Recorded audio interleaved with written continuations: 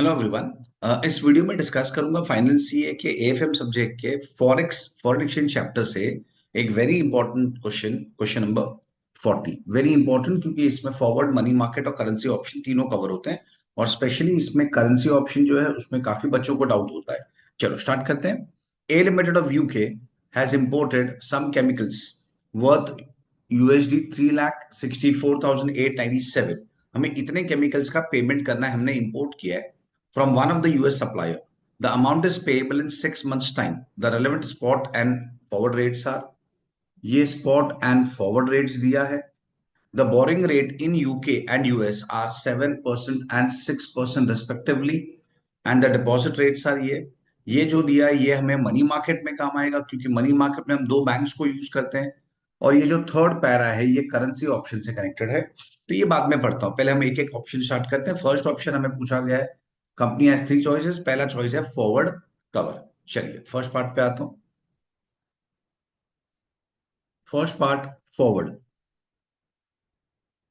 अभी देखिए पूरे फॉरेक्स चैप्टर में सबसे इंपॉर्टेंट होता है कि रेट सिलेक्शन। बच्चे कंफ्यूज कहां पे होते हैं कि रेट सिलेक्शन, रेट को कैसे सिलेक्ट करना है। तो ये चैप्टर में हमेशा ध्यान रखो कि हम जब रेट सिलेक्ट करेंगे तो हमें बेस करेंसी के एंगल से सिलेक्ट करना है, बेस करेंसी। अब बेस करेंसी हम कैसे लेंगे मैं बताता हूँ। चलिए यहाँ पे क्वेश्चन में जो रेट्स दिया गया वो किस तरीके से दिया है, वो दिया है इतना यूएस डॉलर, इतना US dollar for 1 pound, for 1 pound इतना यूएस डॉलर दिया है। फाइन, तो मैं यहाँ पे दो करेंसी लिखता हूँ, एक डॉलर और एक पाउंड। ये दो करेंसी है हमारा। हमें करना क्या है, हमें इतना यूएस डॉलर पार्टी को पे करना है, सप्लायर को पे करना है। अगर मुझे यूएस डॉलर पे करना है तो इट मींस मुझे पहले तो यूएस डॉलर मार्केट से खरीदना पड़ेगा, मुझे परचेज करना पड़ेगा। तो मैं डॉलर बाई करूंगा, डॉलर बाई करूंगा। ऑब्वियस है कि मुझे पाउंड सेल करना होगा। और इसमें हमेशा ना बेस करेंसी के एंगल से देखा जाता है कि तुम्हारा बेस करेंसी क्या है। तो बेस करेंसी जो है यहाँ पे देखो इतना डॉलर है, इतना डॉलर। तो इतना डॉलर मतलब बेस करेंसी मेरा पाउंड है, तो ये है मेरा base currency. And always base currency के एंगल से देखो कि हमें बेस करेंसी बाई करना है कि हमें बेस करेंसी सेल करना है। तो यहाँ पे हमें बेस करेंसी सेल करना है।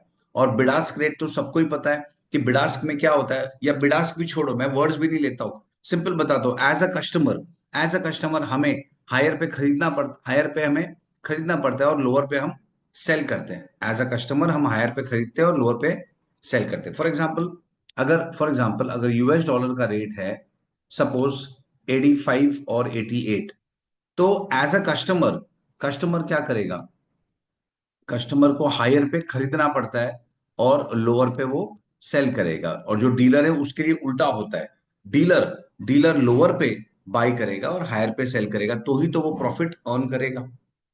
उसी रीजन से वो प्रॉफिट अर्न करेगा और अपना शॉप चला पाएगा। ओके, तो एज अ कस्टमर पे आता हूँ फिलहाल। एज अ कस्टमर हमें हमेशा हायर पे बाय करना पड़ता है और लोअर पे हम सेल करते हैं। और ये रूल सब मार्केट के लिए एप्लीकेबल है। वो फॉरेन एक्सचेंज मार्केट हो कि वो गोल्ड मार्केट हो, क्या वो शेयर्स मार्केट हो, जो रेट्स अवेलेबल है उसमें हम हायर पे बाय करते हैं एज अ कस्टमर और लोअर पे हमें सेल करना पड़ता है।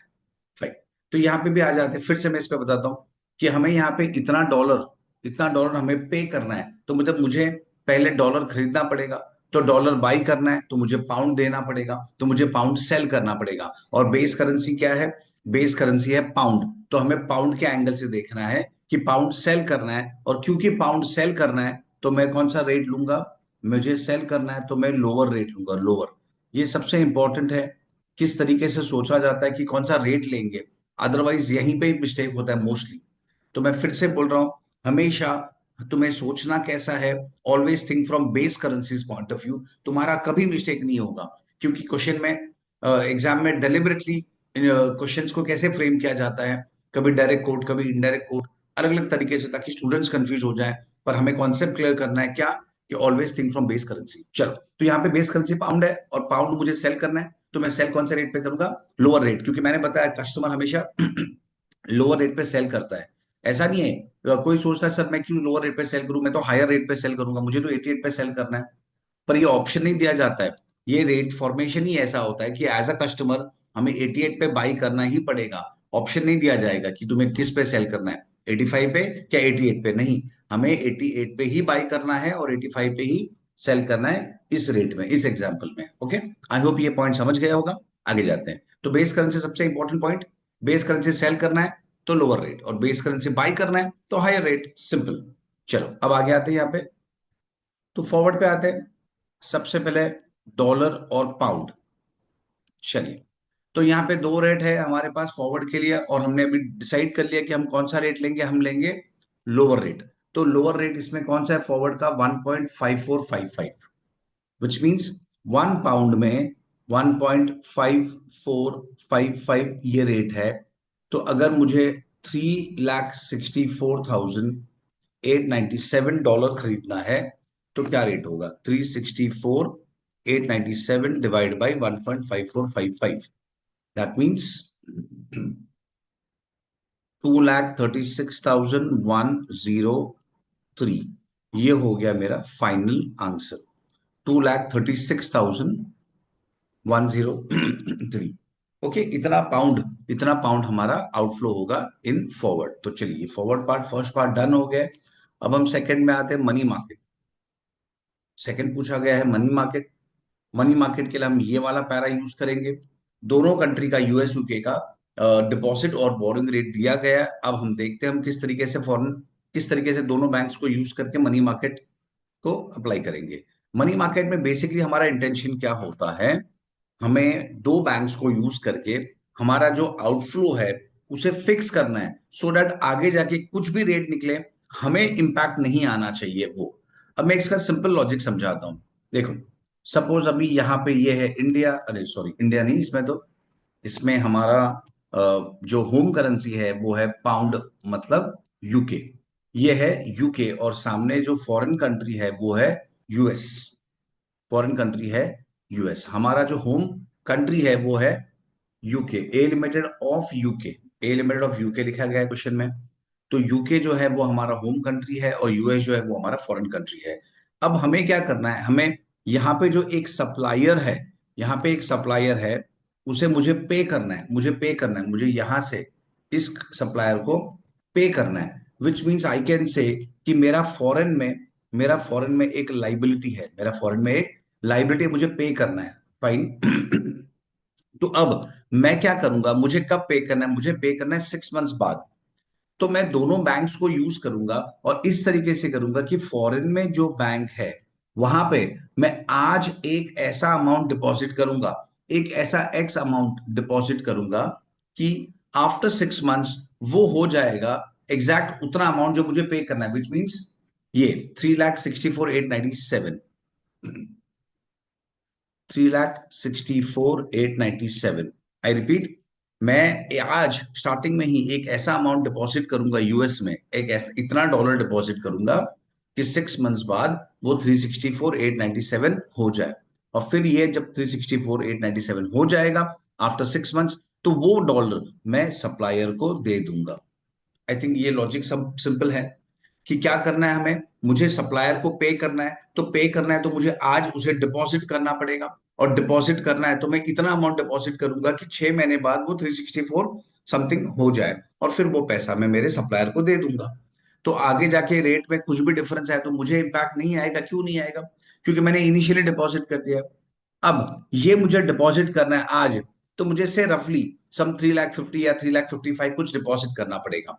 क्योंकि रफली बता रहा हूँ, कैलकुलेशन हम बाद में करेंगे। क्योंकि ये 364 बनाना है, तो से 3,55,000 या एक एक्स अमाउंट डिपॉजिट करना है, और वो मुझे डिपॉजिट करने के लिए उतना डॉलर मुझे मार्केट से आज खरीदना पड़ेगा। और वो खरीदने के लिए मैं क्या करूंगा, हमारे होम कंट्री में जो बैंक होगा उससे मैं लोन लूंगा। ओके, और वो लोन मैं पाउंड का लोन लूंगा, उस पाउंड के लोन से मैं डॉलर खरीदूंगा, वो डॉलर को मैं यहाँ पे डिपॉजिट करूंगा, और वो 6 महीने बाद बन जाएगा 364, तो मैं इस पार्टी को पे कर दूंगा। ओके, तो इस बेसिकली ये हमारा जनरल फ्लो होगा, इस तरीके से सोचा जाता है। आई रिपीट, शॉर्ट में फिर से बताता हूँ।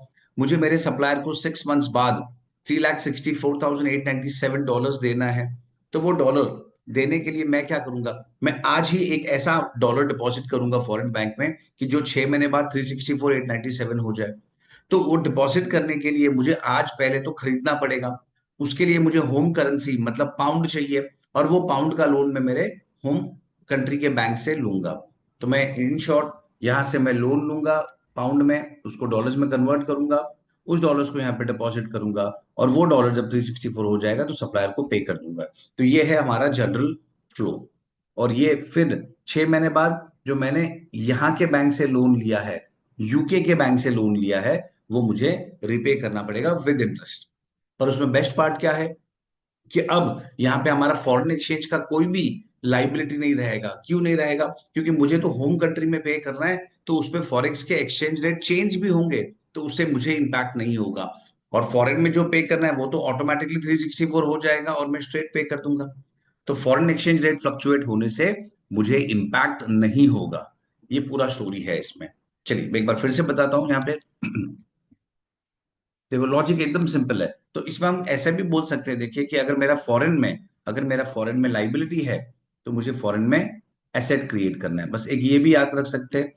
इससे क्या होता है, बच्चे काफी कंफ्यूज हो जाते हैं कि भाई हमें फॉरेन में यहाँ पे हमें डिपॉजिट करना है कि बोरो करना है।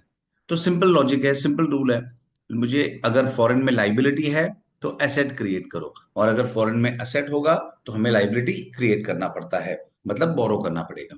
पर यहाँ पे क्योंकि मुझे पे करना है, क्योंकि लाइबिलिटी है, तो मैं डिपॉजिट करूंगा, मैं एसेट क्रिएट करूंगा। और लॉजिकल भी है ना, अगर मुझे किसी को पे करना है डॉलर्स, तो मैं डॉलर आज डिपॉजिट करूंगा तो ही तो आगे जाके पे कर पाऊंगा। सिंपल लॉजिक भी है और मैकेनिकल रूल भी दे दिया मैंने। फाइन। अब हम आगे जाते हैं। मुझे पार्टी को कितना पे करना है? Dollar payable after 6 months. Dollar payable after 6 months, 6 महीने में हमें पे करना है 3,64,897 डॉलर। इतना मुझे पे करना है 6 मंथ्स बाद। तो आज मैं एक ऐसे डॉलर डिपॉजिट करूंगा कि 6 महीने बाद वो 364 हो जाए। तो dollar to be deposited now, dollar to be deposited now, आज हम कितना डिपॉजिट करेंगे हमें वो देखना है। तो सिंपल है, नाउ एंड 6 मंथ्स। आज अगर मैं यूएस में $100 डिपॉजिट करता हूं, आज अगर मैं यूएस में $100 डिपॉजिट करता हूं, तो 6 मंथ्स बाद मुझे क्या मिलेगा? तो यहाँ पे देखो डिपॉजिट रेट दिया गया है दोनों कंट्री का, यूएस, यूके एंड यूएस। तो यूएस का रेट है 4.5%। तो 4.5% यानी ये 6 मंथ्स में हो जाएगा 4.100 इंटू 4.5% इंटू 6/12। तो वो हो जाएगा 2.25 प्लस 100, तो 102.25, 102.25। तो अगर मुझे 6 महीने बाद 3,64,897 डॉलर चाहिए, तो मुझे आज कितना डिपॉजिट करना पड़ेगा? तो 364,897 इंटू 100 डिवाइड बाय 102.25। तो आज मुझे डिपॉजिट करना है 3,56,867.48। इतना डॉलर मुझे डिपॉजिट करना पड़ेगा। तो ये डिपॉजिट करना है तो मुझे इतना परचेज करना पड़ेगा, और ये परचेज करना है तो उसके लिए मुझे होम करेंसी मतलब पाउंड चाहिए, क्योंकि मैं होम करेंसी देके तो डॉलर खरीदूंगा। ओके। तो पाउंड इक्विवेलेंट, ये जो अमाउंट है इसका पाउंड इक्विवेलेंट क्या है हमें वो देखना है। पाउंड इक्विवेलेंट, अच्छा, हमारा ये जो पार्ट है ये तो इंटैक्ट है, ऐसे ही है। मतलब मुझे करना क्या है, आज यहाँ पे भी मुझे डॉलर खरीदना है, यहाँ पे भी मुझे डॉलर डिपॉजिट करना है, तो डिपॉजिट करने के लिए मुझे पहले मार्केट से खरीदना पड़ेगा। तो मुझे डॉलर खरीदना है तो मुझे डॉलर बाई करना है, तो मुझे पाउंड सेल करना है, तो मुझे पाउंड सेल करना है। और क्योंकि मेरा बेस करेंसी पाउंड है, तो इसीलिए मुझे पाउंड को सेल करना है, तो मैं लोअर रेट पे सेल करूंगा। इन शॉर्ट मैं लोअर रेट ही सिलेक्ट करूंगा। फाइन। चलो, डॉलर और पाउंड हमें लोअर रेट सिलेक्ट करना है। एक पाउंड में एट प्रेजेंट कितना डॉलर है, हमें लोअर रेट सिलेक्ट करना है। तो 1.5617 स्पॉट रेट, क्योंकि मैं स्टार्टिंग में ये खरीद रहा हूं, ये स्टार्टिंग में मैं ये डॉलर खरीद रहा हूं और पाउंड सेल कर रहा हूं, 1.5617। तो 1 पाउंड में मुझे 1.5617 डॉलर मिल रहा है। और मुझे कितना डिपॉजिट करना है डॉलर? मुझे डिपॉजिट करना है डॉलर, मुझे रिक्वायर्ड है 3,56,867.48। तो इसके लिए मुझे कितना पाउंड्स का लोन लेना होगा?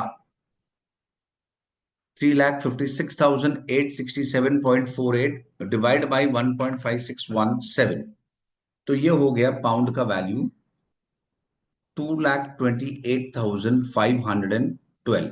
तो मुझे इतना पाउंड, मुझे इतना पाउंड मुझे रिक्वायर्ड है जो मैं लोन लूंगा। पाउंड इक्विवेलेंट में ब्रैकेट में लिख देता हूँ लोन, इतना मैं बोरो करूंगा मेरे होम करेंसी में। फाइन। अब ये बोरो करूंगा तो मुझे उस पर इंटरेस्ट भी देना पड़ेगा 6 मंथ्स के लिए। इंटरेस्ट 6 मंथ्स के लिए,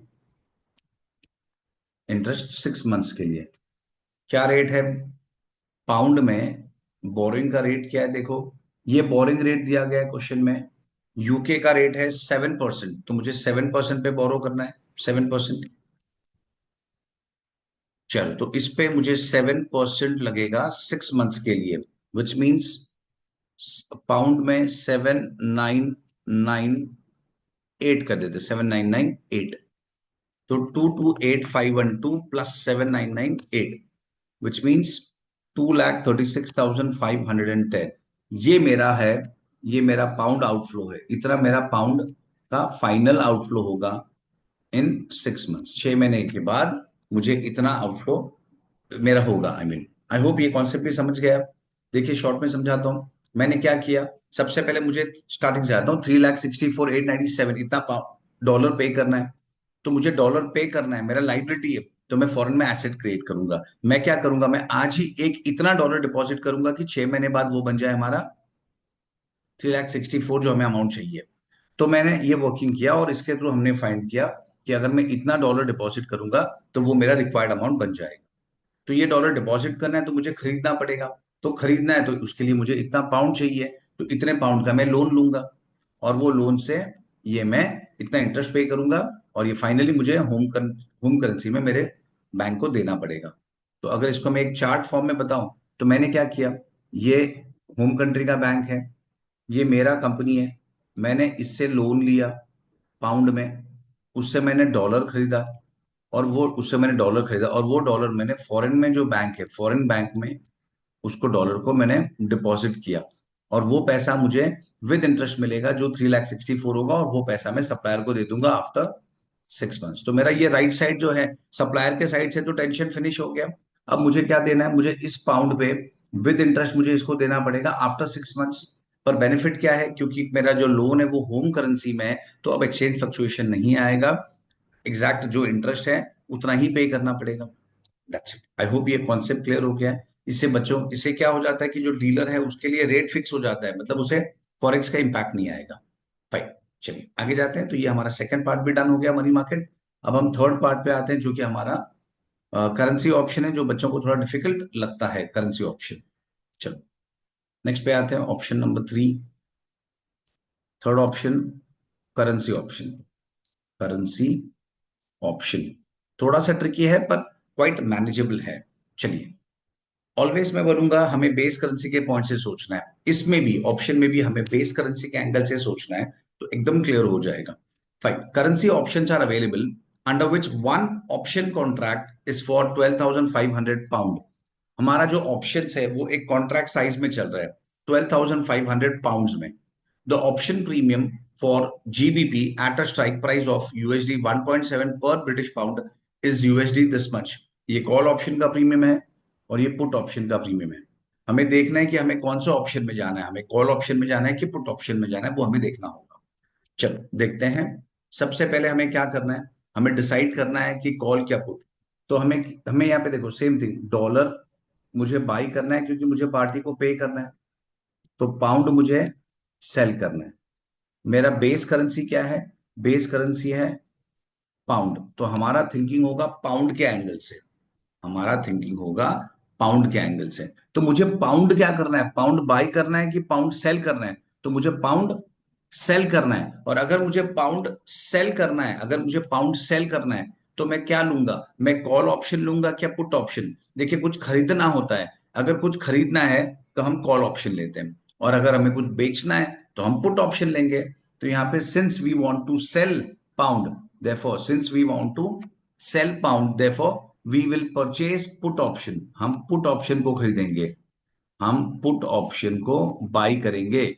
वापस समझ लो बच्चों, इसमें क्या होता है मुझे पाउंड सेल करना है और पाउंड मेरा बेस करेंसी है। पाउंड मेरा बेस करेंसी है, मुझे पाउंड सेल करना है।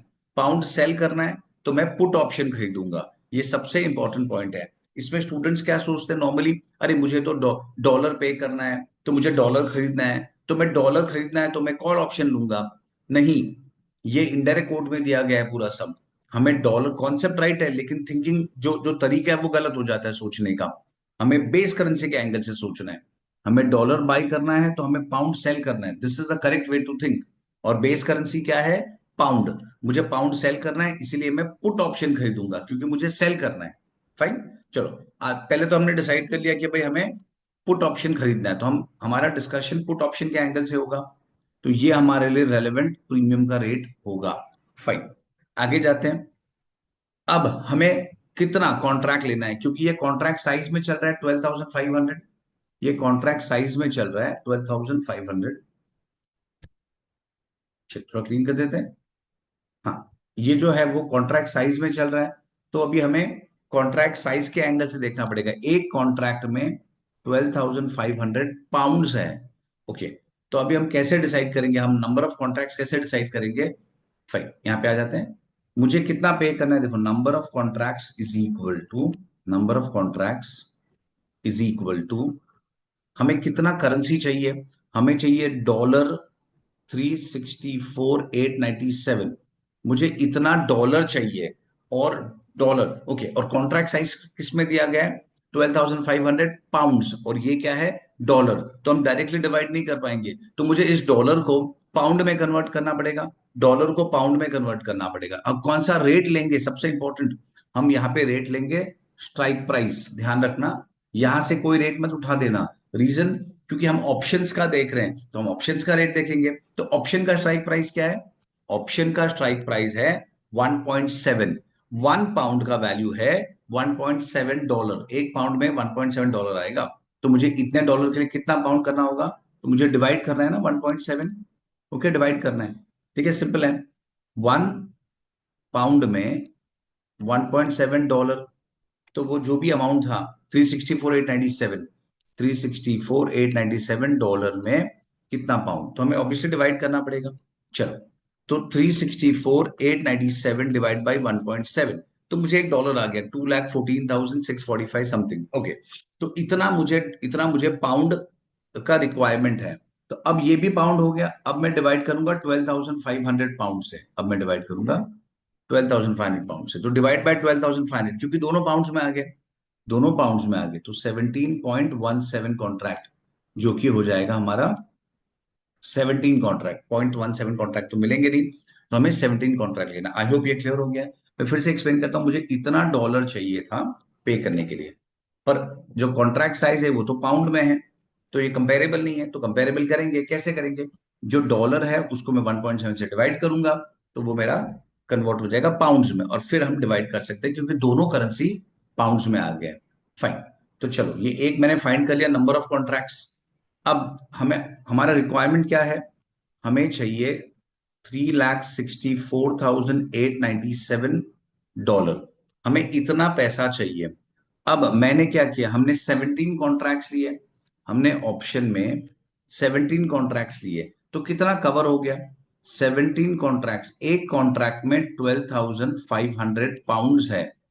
एक कॉन्ट्रैक्ट में 12,500 पाउंड्स है, तो 17 इंटू 12,500, दैट मीन्स इतना 2,12,500 पाउंड्स। 2,12,500 पाउंड्स हमने कवर किया ऑप्शन के थ्रू। लेकिन ये तो डॉलर है और ये पाउंड है, अगेन कंपेरेबल नहीं है। तो मैं क्या करूंगा, डॉलर, आई मीन पाउंड को जब डॉलर में करेंगे कन्वर्ट, तो मल्टीप्लाई होगा ना, क्योंकि एक पाउंड में ज्यादा डॉलर आता है। ओके, एक पाउंड में ज्यादा, कंफ्यूजन रहा तो यूनिटरी मेथड करो, ये हमेशा हमेशा ये वाला मेथड, यूनिटरी मेथड, कि भाई 1 पाउंड में अगर 1.7 डॉलर आता है, तो 2,12,500 पाउंड में कितना डॉलर आएगा, तो मल्टीप्लाई होगा। कंफ्यूजन हुआ तो always go for unitary method, confusion नहीं होगा। तो इंटू 1.7, दैट मीन्स डॉलर 361,250। इसका मतलब मैंने ऑप्शंस के थ्रू 3,61,250 डॉलर्स का अरेंजमेंट कर दिया है, उसका अपर कैप कर दिया है कि भाई मुझे ज्यादा से ज्यादा 1.7 पे करना है। मार्केट फेवरेबल रहा तो हम मार्केट से खरीदेंगे, ऑप्शन है, सबको पता है। ऑप्शन में हमारे पास ऑप्शन होता है कि अगर मार्केट रेट कम है तो हम मार्केट से खरीदेंगे, लेकिन अगर मार्केट रेट ज्यादा है तो हम ऑप्शन एक्सरसाइज करेंगे एट 1.7। फाइन। तो 364 में से 361 तो मैंने ऑप्शन में फिक्स कर दिया। तो बाकी जो बचा है, दैट इज जो बैलेंस है $3647, इसका क्या करना है, क्योंकि ये हमारा ऑप्शंस के थ्रू कवर नहीं हुआ है। तो इस बैलेंस के लिए मैं क्या करूंगा, बैलेंस के लिए मैं जाऊंगा फॉरवर्ड में, बैलेंस के लिए मैं करूंगा फॉरवर्ड। तो इस तरीके से हमने इस अमाउंट का ब्रेकअप यहां पे कर दिया, इस अमाउंट का हमने ब्रेकअप कर दिया यहाँ पे। आई होप ये पॉइंट समझ गया। 3,64,897 पाउंड्स का मुझे परचेज करा है, मुझे अरेंज करना है। तो मैंने ऑप्शंस के थ्रू 361 का तो अरेंजमेंट कर दिया, और बाकी जो बचा है 3647, उसके लिए हम लेंगे फॉरवर्ड। फाइन, उसके लिए हम लेंगे फॉरवर्ड। अब मैं फाइनल कॉस्ट पे आता हूं। Calculation of cost, calculation of cost. चलिए क्या क्या कॉस्ट आएगा देखते हैं। पहला कॉस्ट आएगा ऑप्शन। हम जब ऑप्शन में जा रहे हैं, अब हम जब ऑप्शन में जा रहे हैं तो हमने $3,61,250 का अरेंजमेंट कर दिया है 1.7 के रेट से। और अगर मैं होम करेंसी में मेरा कॉस्ट बोलूंगा तो होम करेंसी में है 2,12,500।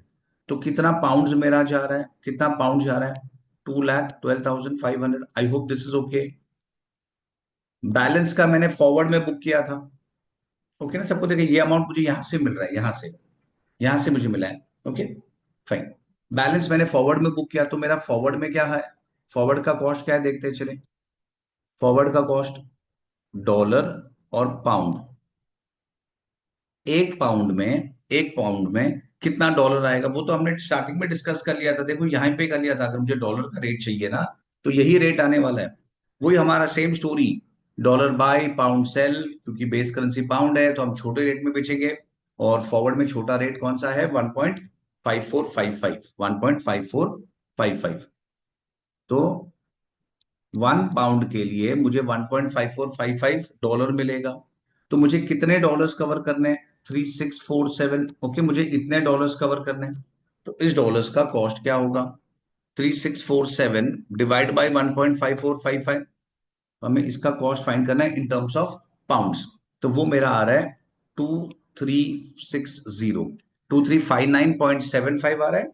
तो 2360 हम राउंड ऑफ कर देंगे। चलिए ये आ गया। अब एक और इंपॉर्टेंट कॉस्ट है, वो है प्रीमियम। वो है प्रीमियम। हम जब ऑप्शन लेते हैं तो हमें प्रीमियम भी तो देना पड़ेगा। हम जब ऑप्शन लेंगे तो हमें प्रीमियम भी देना पड़ता है। तो प्रीमियम, और प्रीमियम कब देते हैं हम, प्रीमियम हम डे वन स्टार्टिंग में ही देंगे। तो चलो प्रीमियम कैलकुलेट करता हूं यहाँ पे।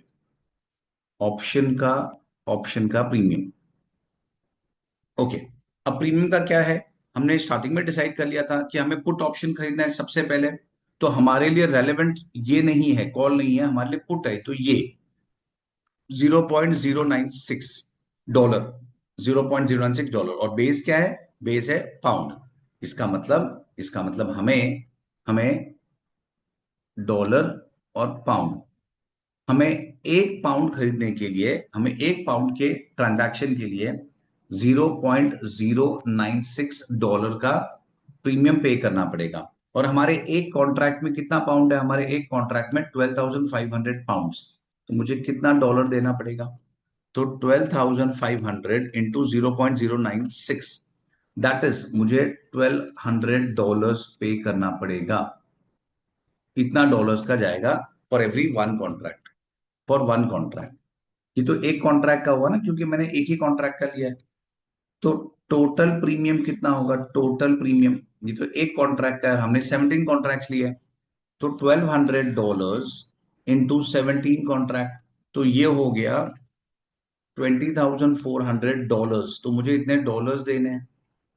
ओके, पर मेरा होम करेंसी तो पाउंड है, तो अल्टीमेटली मुझे पाउंड में ही आना पड़ेगा। तो चलिए फिर से हम कन्वर्ट करते हैं, डॉलर और पाउंड। 1 पाउंड में कितना डॉलर आएगा, फिर से हम वही देखेंगे। फिर से स्टोरी सेम होगा क्या, मुझे डॉलर खरीदना है, मुझे पाउंड बेचना है, बेस करेंसी पाउंड है। तो मैं पाउंड के एंगल से सोचूंगा, मुझे पाउंड बेचना है तो मैं लोअर रेट लूंगा, लोअर रेट। और लोअर रेट क्या है, हमें कौन सा रेट लेना, हमें ये रेट लेना है ये, क्योंकि हम प्रीमियम तो डे वन पे करेंगे, तो लोअर रेट है 1.5617, 1.5617। तो हमें करना क्या है, हमें एक पाउंड में 1.5617 डॉलर्स का ट्रांजैक्शन ये हो रहा है, तो हमें इतना डॉलर्स चाहिए। तो $20,400, $20,400 के लिए हमें कितना पाउंड देना होगा, तो 20,400 डिवाइड बाई 1.5617, तो ये हो गया 13062.663 कर देते हैं, तो हमारा इतना पाउंड जाएगा। तो ये यहां पे ले लेता हूं मैं, प्रीमियम कितना होगा 13063। आई होप ये भी क्लियर हो गया है। देखो तो इस तरीके से ऑप्शन में हमें इतना तो ऑप्शन में पे करना होगा, इतना फॉरवर्ड जो बैलेंस बचा था वो पे करना है, और ये ऑप्शन का प्रीमियम पे करना है। तो टोटल हो गया 2,12,500 प्लस 2360 प्लस 13063। तो मेरा टोटल कॉस्ट है पाउंड्स में 2,27,923। That's it. तो this is the answer. Fine, assets ये क्वेश्चन हो चुका है, पर इसमें एक ऑल्टरनेट सोल्यूशन है। वो क्या है, हमने जो प्रीमियम पे किया है वो हमने प्रीमियम कब पे किया है, वो हमने पे किया है स्टार्टिंग में। पर बाकी जो आउटफ्लो है, देखो ये जो आउटफ्लो ये कब हो रहा है, 6 मंथ्स के बाद। ये कब हो रहा है, 6 मंथ्स के बाद एंड में। तो ये कब होना चाहिए, ये भी 6 मंथ्स के बाद होना चाहिए, पर ये तो स्टार्टिंग में हो रहा है, तो ये कंपेरेबल नहीं है। तो मुझे उसमें भी 6 मंथ्स का इंटरेस्ट ऐड करना पड़ेगा टू मेक इट कंपेरेबल। तो प्लस, अभी ये ऑप्शन है, ये नहीं किया तो भी चलेगा। आईसीआई के सोल्यूशन में ये नहीं है, नोट में लिखा है उन्होंने कि alternatively it can be considered, plus interest on premium, plus interest on premium. पर एग्जाम में जब क्वेश्चन ये आया था, तो उन्होंने क्लैरिफिकेशन क्लियरली दिया था कि इंटरेस्ट ऑन प्रीमियम लेना है कि नहीं लेना है, वो लिखा था। तो चलो कितना आएगा 1360। मेरा इतना प्रीमियम मैं पे कर रहा हूं, तो मैं पे कर रहा हूं, तो मैंने, हम ऐसे सोचेंगे कि मैं पे कर रहा हूं तो मैंने पाउंड का लोन लिया होगा पे करने के लिए। तो पाउंड का जो बोरिंग रेट है, पाउंड का बोरिंग रेट है 7%, तो हम 7% पे इंटरेस्ट देंगे। पाउंड का बोरिंग रेट, क्योंकि मैं क्या पे कर रहा हूं, मैं पाउंड पे कर रहा हूं, तो मुझे पाउंड पे ही पे करना पड़ेगा इंटरेस्ट। फाइन। तो 13063 पे मुझे 7% for 6 months, which comes to 457। तो अगर हम ये काउंट करेंगे, तो हमारा टोटल कॉस्ट हो जाएगा 228। ये पाउंड्स में obviously home currency, 228,380। Fine, I hope you all must have understood. Very important sum, इसमें हमारे काफी सारे कॉन्सेप्ट्स कवर हो जाते हैं। ओके, चलो बाय।